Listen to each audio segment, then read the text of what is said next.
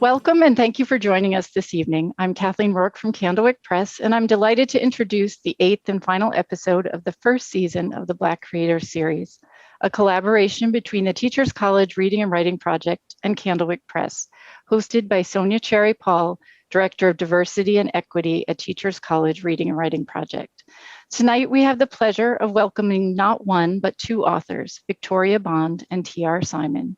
Zora and Me, the first title in the Zora and Me trilogy, was co-written by the two and was honored with the Coretta Scott King John Steptoe Award for New Talent, and was the first project not authored by Zora Neale Hurston herself ever to be endorsed by the Zora Neale Hurston Trust.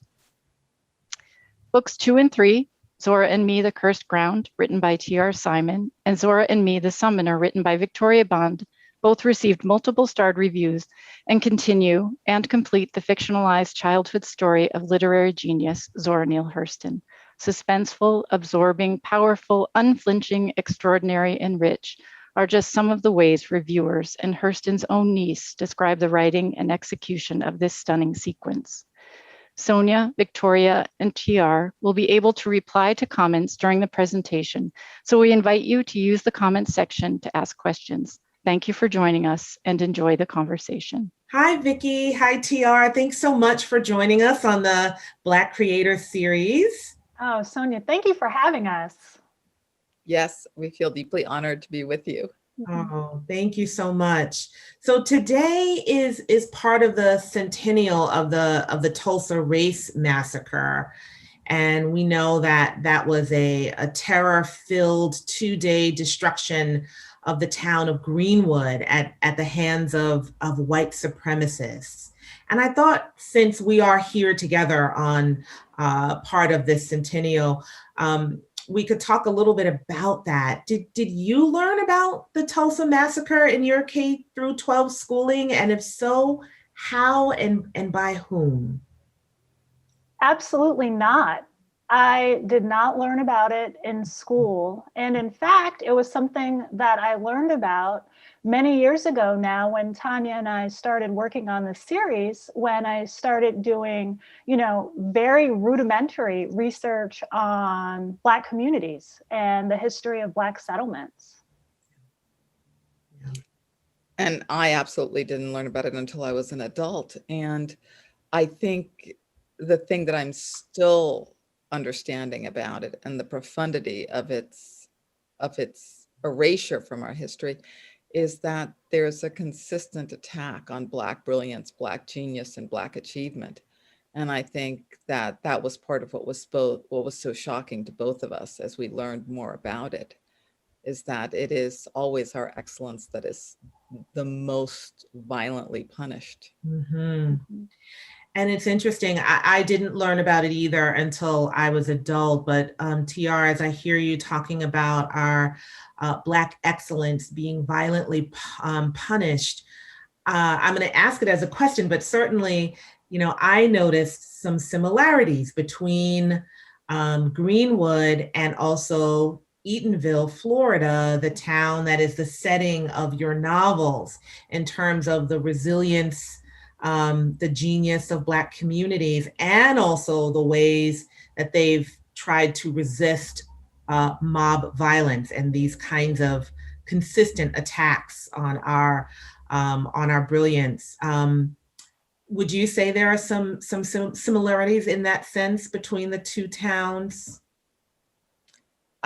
I would say it was always on my mind that Eatonville, as a particular kind of incubator of Black excellence, and as this self-determining town in the South, that it was always at risk. And I think that, as we imagined Zora, we imagined her having to try to triumph under those conditions of risk, like that there was always this threat from the outside that was looming over the town, even as it was unspoken, even as she was protected within the town. There was no way to escape that as a Black girl, as a brilliant Black girl, at some point she would have to encounter this external mechanism that was not going to be easy to navigate in terms of making her brilliance known. Right. You know, I think another thing, or really a dovetailing, is that a place like Eatonville, a place like Greenwood in Oklahoma, these places were havens and they were beacons, but they were also targets, as the Greenwood story clearly demonstrates. And I think that that was at the seed of each of the mysteries in our novels, was kind of exploring how the target factor, how Black excellence and Black brilliance is a target, is really the source of white supremacist violence, really the motivator of it. And Black autonomy. Yes. Absolutely. Which that makes possible Black autonomy. Mm-hmm. And as authors of historical fiction, you both have clearly researched and read and learned about history, specifically history of Black people. And as we've been saying, you know, the United States suffers from historical amnesia when it comes to racism. We know that the particular history of the Tulsa Race Massacre and the knowledge about Zora Neale Hurston and Eatonville has been erased from textbooks and teachings in classrooms and schools. What is involved truly in the work of remembering? And I'm wondering, how can books like yours help readers to deeply understand that remembering is active, critical, conscious work? What are your thoughts about that? It's funny because a friend of mine was telling me the other day, she's like, oh, you always want to go on a plantation tour. I don't want to go on a plantation tour. You know, it's the last thing I want to do. Why are you so obsessed with slavery? And I thought it was a funny question in a sense, because I can't not be obsessed with it, because remembering, I think of it as putting back together, of remembering the body, right? Of remembering how it is that I exist in the world. So it's a piecing together of myself that is part of what in my mind I consider the great scattering, which was slavery and the sale of us and being torn apart, not being able to constitute family. So I think, in terms of my particular African-American identity, I'm always in search for something sort of epigenetically, something that has been misplaced, and I'm always seeking to restore it. And I think that has to do with the way in which we're underrepresented and the way in which our history hasn't been taught, but yet we're central to the American experience. So to be both central, but without a formalized history for, decades, leaves you in this place. And I think Vicki and I have talked about this a lot, and you can say more, Vicki, where you're on a search constantly for the self, for the origin, for the women that we've lost who have made it possible for us to be here. Zora being emblematic of that, right? The woman that we know, but for every Zora are the hundreds of women who made our presence possible that we didn't know. And that history so far, although that's changing incrementally, feels we're not necessarily worthy of that documentation. Yep. Right. In some ways, I want the Zora and Me books to kind of be like a set of grandparents to its readers. I was raised by my grandparents, and my grandfather was a really prolific storyteller, and he was born in 1917. So for me, my earliest memories kind of start when he was able to articulate his to me. Mm-hmm. So I have ideas about, the rag man and the manure in the street and, clanking pots and horses and all this kind of business that was familiar to my grandfather. And I have lived with that being my sense of who I am because I was lucky enough to have someone share it with me. You know, I teach college. Many of my students who are 17 and 18 years old, they don't have grandparents that have told them about what it was like in the 50s or 60s. You know, they feel often very much at a remove from not only our past as a country, but just their past as a family. And I think part of what we have tried to do in these books is, you know, kind of make Zora Neale Hurston's family and upbringing and origins try to be a stand-in for a kind of idealized, though often troubling, you know, African-American experience, you know, to try to give people that memory that may have not come to them through their own familial lines. Yeah, that's so powerful. And, you know, I just wanted educators to know that the Zora and Me books really, they're just amazing books to read, but for all of the reasons that you are sharing right now, it's ever so more important for them to be accessible to kids and to classrooms, to understand that the work of remembering involves, you know, learning about the mistakes of the past and how they impact us today, being aware not only of past conditions, but also being aware of one's own mind for ways that racist ideas can seep in. And your novels really help readers to learn about history and consider the implications of racism in the past, but also today. So for example, you know, the mob violence of the past in Greenwood, in Eatonville, manifests today in our lives when we take a look at police brutality and the insurrection, for example. And so, you know, I want educators to understand that they can help readers, students to learn about all of this through reading and through remembering.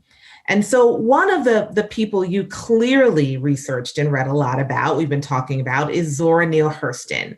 What inspired you to write a fictionalization trilogy of the early years of this literary giant genius? How did you both come together to author Zora and Me? And did you always have this series in mind? I'm just fascinated by that.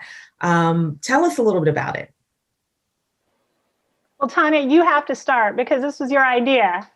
I was actually, I was pregnant with my daughter and I was thinking of the book I loved and what I would want to share with her as a reader.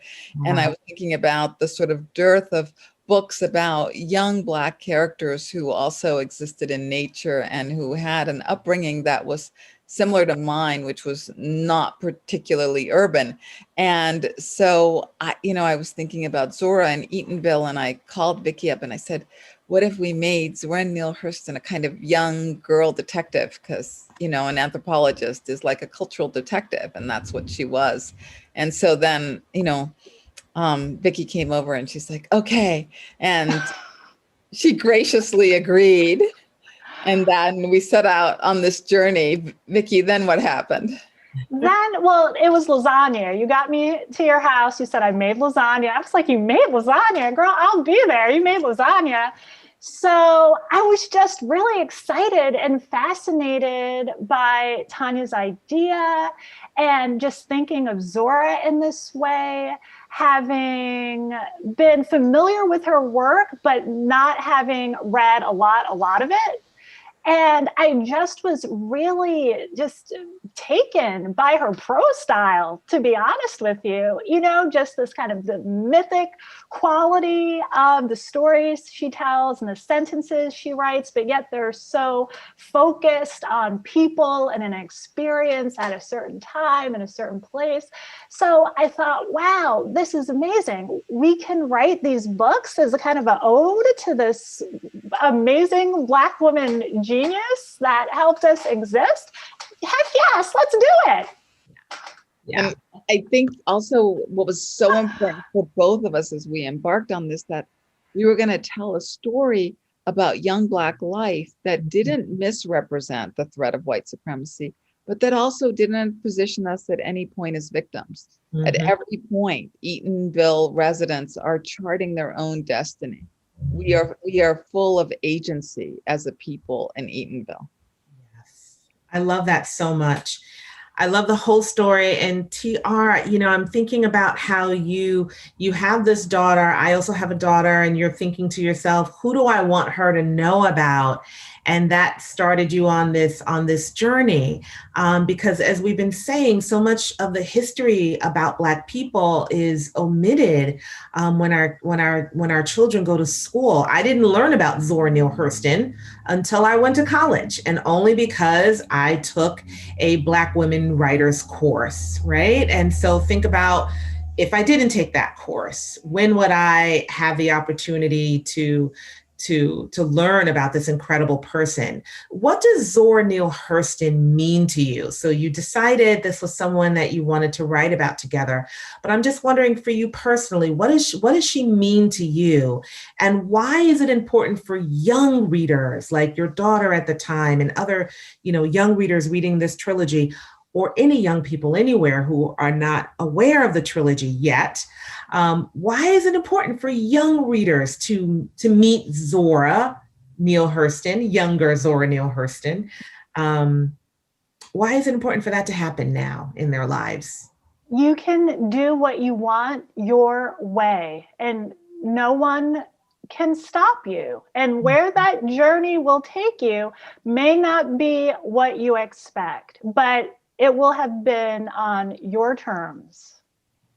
And I think, you know, I think so many of us kind of give up, as Tanya was saying, give up our power, give up our autonomy.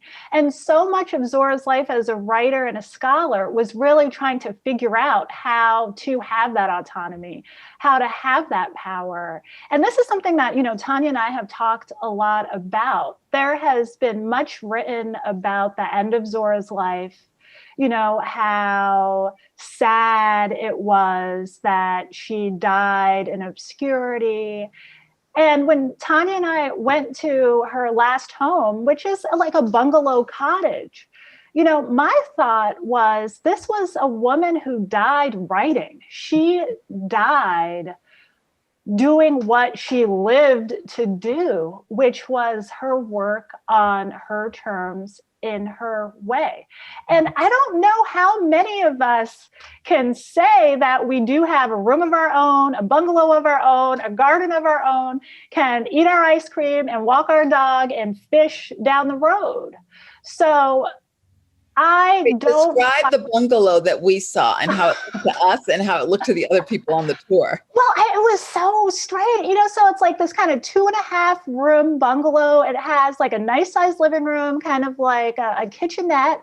And then she had like a proper writing room, and there's sun all over. It's surrounded by like a nice plot of land. If you go out right outside the door, look down the street, you know, it's all sky. You know, the beach is, you know, like, I don't know, a 4 or 5 minute walk away, you know, so it's just sky and horizon and palm trees.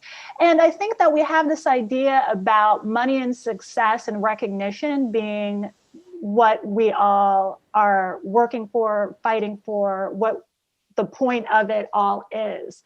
And, you know, after visiting Zora's last home, I was left thinking, no, the point is to be able to do your thing how you want to, somewhere beautiful. I would like that bungalow in Florida right about now.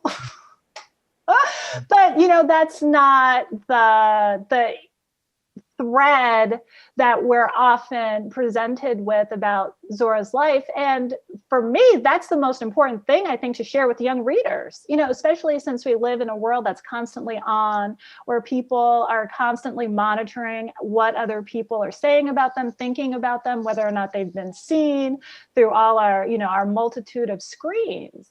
And Zora wasn't about what other people thought. She was about what she thought about conveying her sense of reality to the world. Yeah. And TR, what does Zora mean to you, and why is it important for you to have young readers know about her, so they don't have to wait till, like I did when I was an adult in college, maybe by chance getting to meet her? I think that I didn't know it when I was little, but I was already a little feminist. And I think that Zora is, she has contradictory parts of herself and, but at her core, she's a feminist precisely because of what Vicky said. She's living her life on her own terms at every point. She doesn't default into marriage as a salvation. In fact, she thinks that these men get in the way of her career and her writing. It's deeply compelling. And as a child, when you read her autobiography, she's full of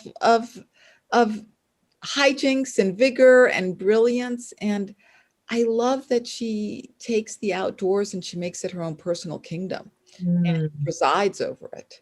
And, as a child who loved Caddy Woodlawn, which is a book I think people may no longer be familiar with, I love stories of girls who go out and best boys and, and climb trees and are completely beholden to their own will and their sense of pleasure. And that to me is Zora.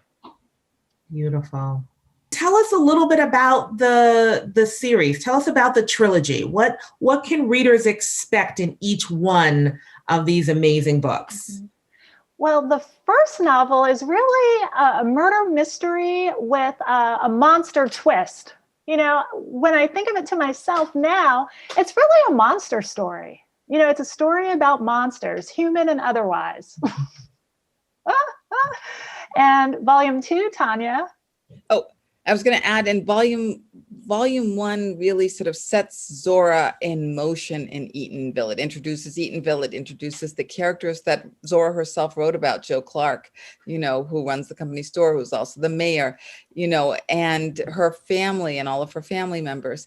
And it really is about the tension between Zora's imagination and the lived reality of the town. And it centers on something that happened in Zora's life, which was that a headless body was found outside of Eatonville.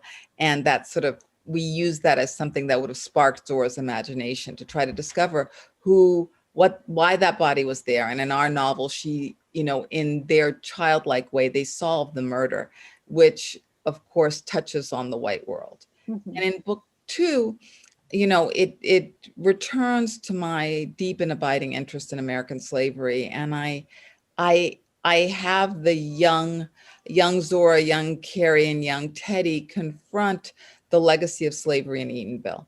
So that, all Black children have to at some point lose their innocence in terms of our history and come to terms with the fact that we were enslaved in this country's history.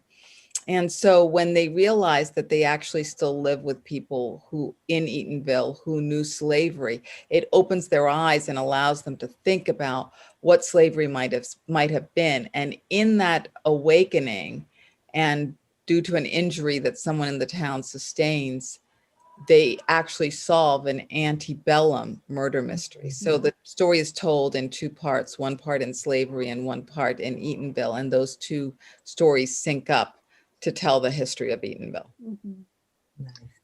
In the third novel, I was really thinking about 2 pieces of Zora Neale Hurston's actual life.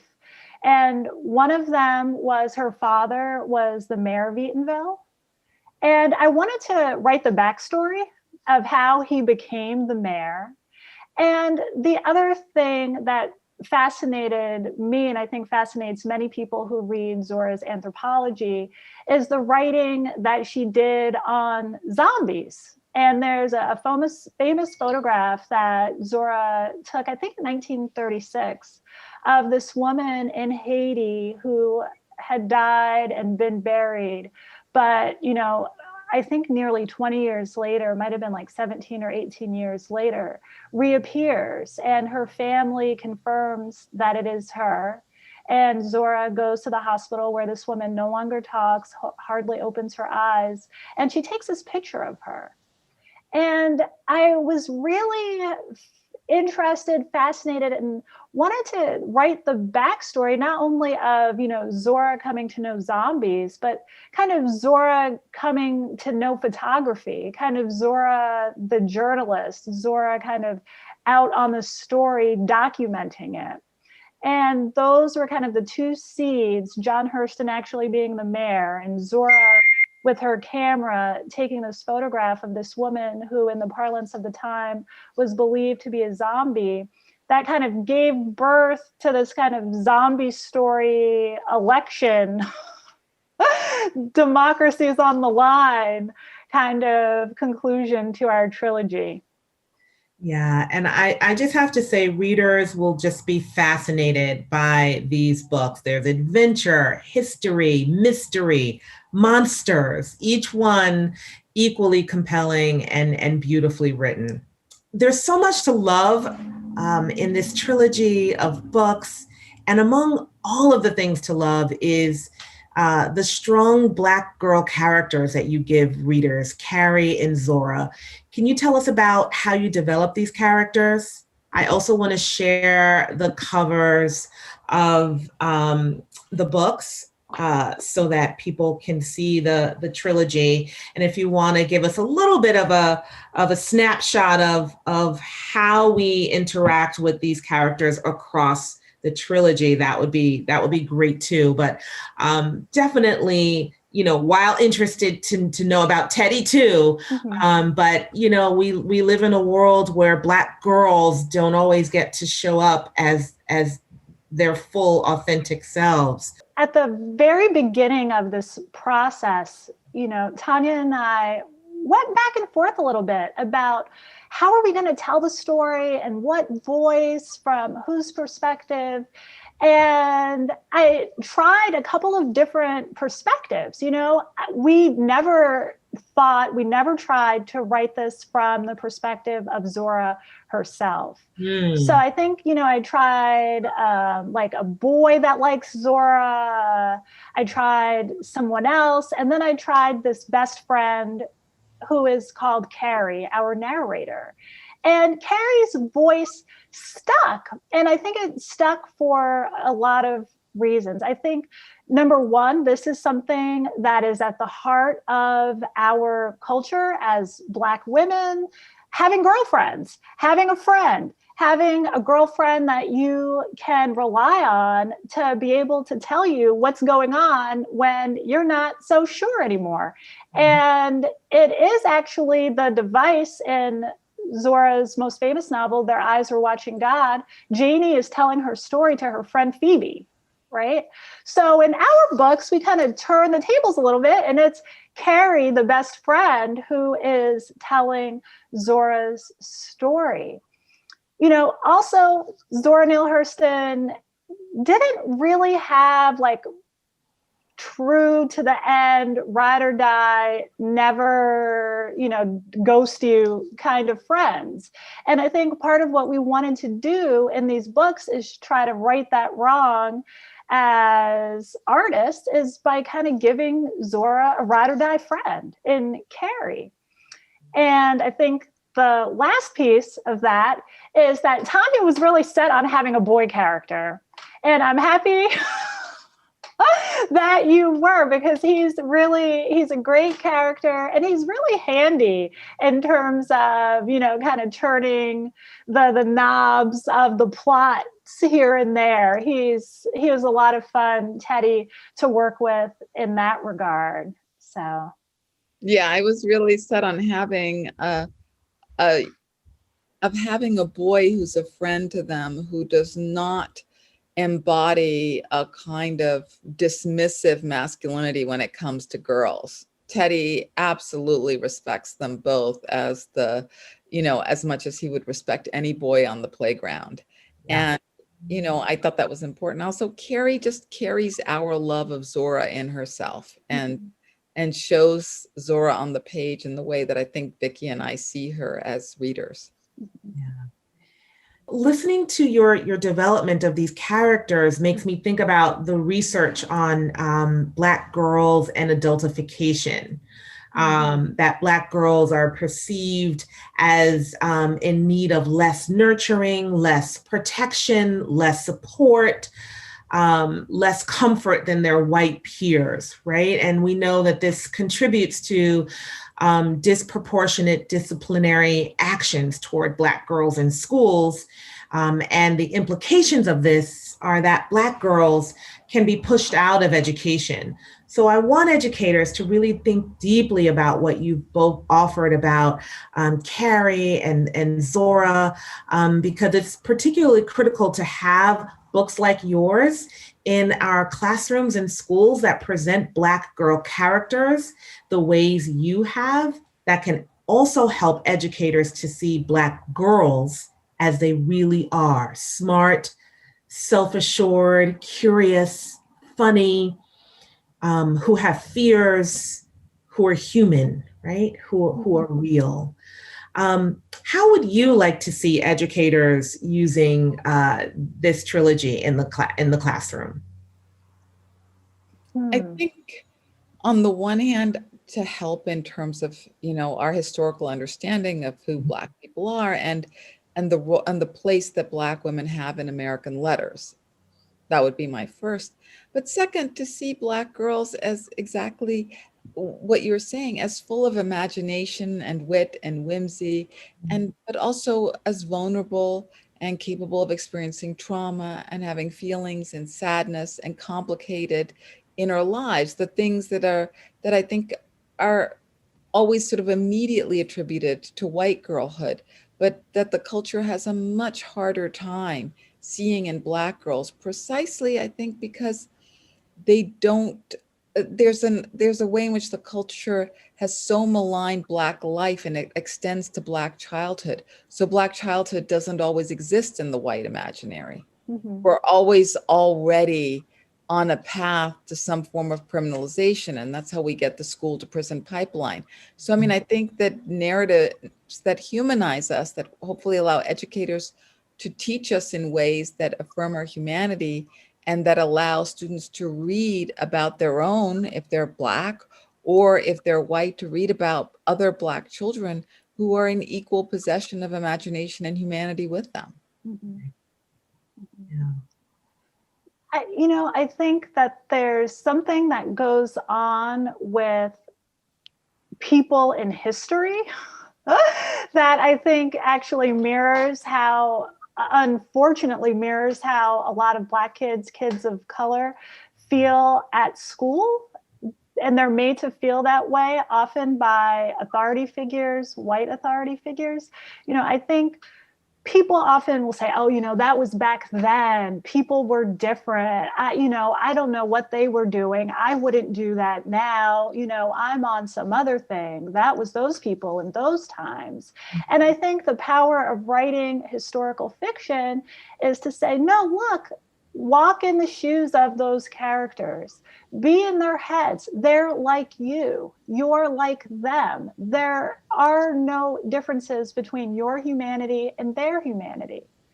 So, a Black kid in a classroom that feels alienated, who feels put down, who feels dismissed, ignored, I think that people in authority, other students in the class, need to acknowledge, hey, you're like me. You're sitting right here. There's no difference really between us. It's just this kind of, this mental kind of intellectual divide, this divide that really is a lack of imagination, a lack of empathy.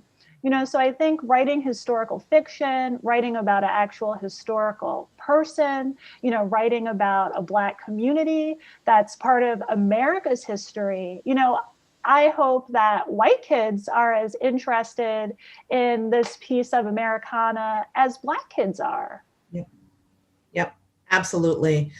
Absolutely. So for all of these reasons and for all of these ways, educators, it's important for you to know that there's endless possibilities for how these books can be centered in classrooms. Of course, during independent reading for all kids.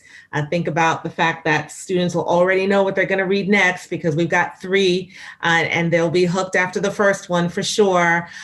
They can take center stage in book clubs, in historical fiction units. They connect to biography studies, fiction writing units, because Zora shows readers over and over again how to tell a great story, that's for sure. So Victoria and TR, what's next for both of you? What can readers look forward to? Well, Vicky's working on a mystery of her own. Yeah, I grew up going to Florida over the summer, which really helped in writing these books.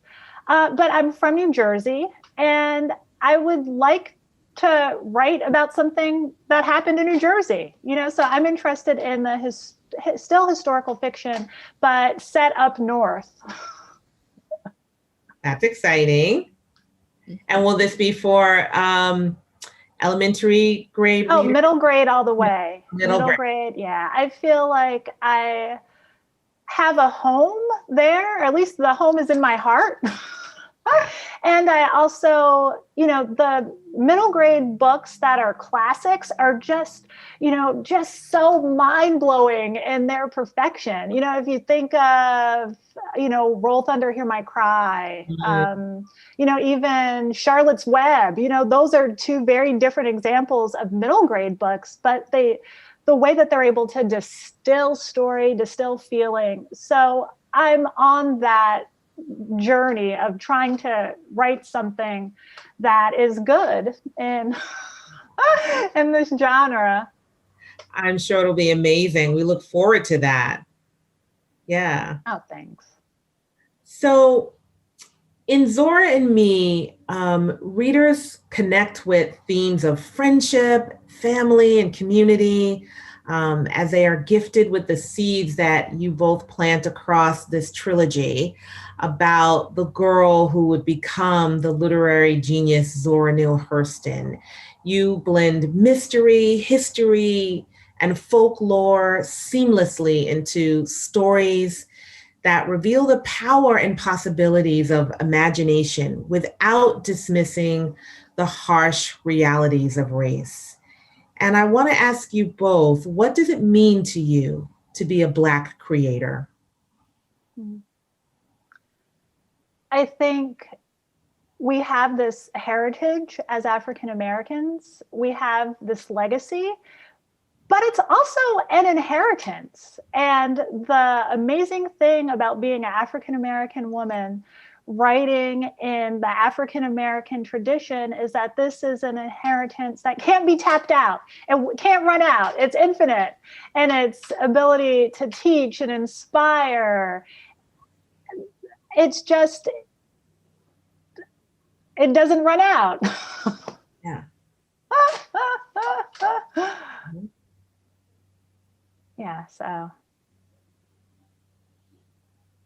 Tanya? Okay.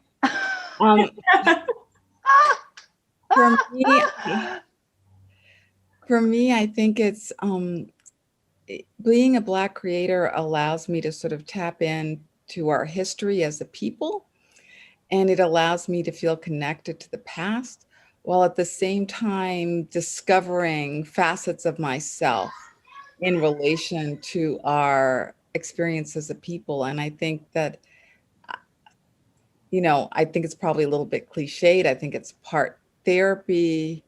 And also it's a way for me to sort of think through the problems of the culture and the tensions of the culture that reside in my body. I found it really meaningful and somewhat cathartic to be able to give those contradictions sometimes expression through characters and on the page. I found that there is something very particular about being a Black creator, in that regardless of, I think sometimes how you want to be in the world, you do always feel a kind of responsibility to the race. Mm-hmm. It's something that I just think is so deeply seated in me that I can't move away from it. So I'm writing about myself, I'm writing from my experience, but I'm always writing for my people, and I'm always writing about us. Yeah, it's beautiful. Well, thank you both so much. It's been a pleasure to be in conversation with you. Oh, thank you. Thank you. This has been a real treat. Thank you so much. Thank you so much. This was such a profound and timely conversation with which to end our first season of the Black Creator Series.